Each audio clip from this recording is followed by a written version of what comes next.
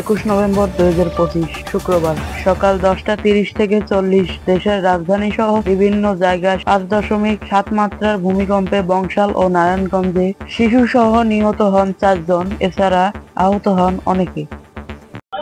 শুক্রবার সকাল 10:38 হঠাৎ কেঁপে ওঠে পুরো দেশ। রাজধানী সহ বিভিন্ন স্থানে অনুভূত হয় শক্তিশালী ভূমিকম্প। আবহাওয়া অধিদপ্তর জানিয়েছে, নরসিংদীর মাধবদীতে ভূমিকম্পের উৎপত্তিস্থল। মাত্রা 5.7। ভূপৃষ্ঠ থেকে 10 কিলোমিটার গভীরে হয় এ ভূমিকম্প। হঠাৎ তীব্র এ ভূমিকম্পে আতঙ্কে যে যেখানে ছিলেন বাঁচার জন্য দৌড়ে নিচে নেমে আসেন। এমন ভূমিকম্প আগে দেখেননি বলে জানান সবাই। শক্তিশালী এই ভূমিকম্পে দেশের বিভিন্ন স্থানে ভবন ধসে পড়ে। বংশালের কষেটুলিতে ভবন ধসে মারা যান 3 জন। প্রধান উপদেষ্টার কার্যালয় সহ বিভিন্ন ভবন হেলে পড়ে, ধরেছে ফাটলও। ভবন থেকে লাফাতে গিয়ে আহত হন বেশ কয়েকজন।